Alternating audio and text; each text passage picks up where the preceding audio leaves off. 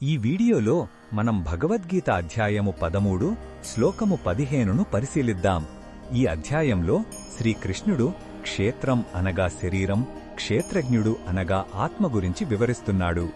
ఈ శ్లోకంలో పరమాత్మ యొక్క అచింత్యమైన అనగా మన ఊహకు అందని స్వభావాన్ని అర్జునుడికి బోధిస్తున్నాడు. మొదటగా ఈ పవిత్ర శ్లోకాన్ని భక్తితో విందాం. సర్వేంద్రియ గుణాభాసం సర్వేంద్రియ వివర్జితం అసక్తం సర్వభృచ్చైవ నిర్గుణం గుణభోక్తృచ. ఈ శ్లోకం అర్థమేమిటంటే, పరమాత్మకు మనలాంటి భౌతిక ఇంద్రియాలు అంటే కళ్ళు, చెవులు వంటివి లేనప్పటికీ ఆయన అన్ని ఇంద్రియాల ద్వారా జరిగే పనులను గ్రహించగలడు. ఆయనకు దేనిపైన ఆసక్తిగాని బంధంగాని లేదు. కాని ఈ సమస్త సృష్టిని పోషించేది, నిలబెట్టేది ఆయనే. ఆయన ప్రకృతి యొక్క 3 గుణాలకు సత్వ, రజో, తమో గుణాలకు అతీతుడు.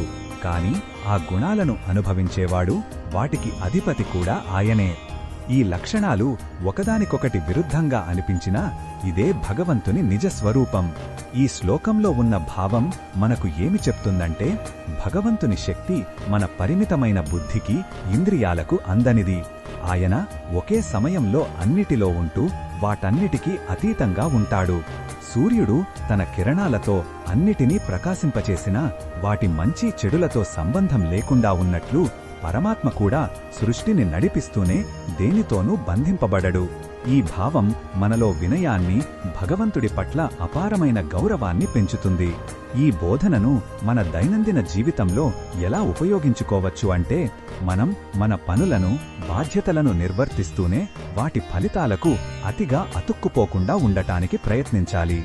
మన కుటుంబానికి, సమాజానికి ఆధారమవుతూనే మానసికంగా అంటీ అంటనట్లు ఉండటం నేర్చుకోవాలి. మన చుట్టూ ఉన్న పరిస్థితులు ఎలా ఉన్నా మన అంతరాత్మతో అనుసంధానమై శాంతంగా, స్థిరంగా ఉండటానికి ఈ శ్లోకం మనకు స్ఫూర్తినిస్తుంది. మరిన్ని భగవద్గీత శ్లోకాల అర్థాన్ని తెలుసుకోవాలంటే మా తదుపరి వీడియోలను తప్పకుండా చూడండి.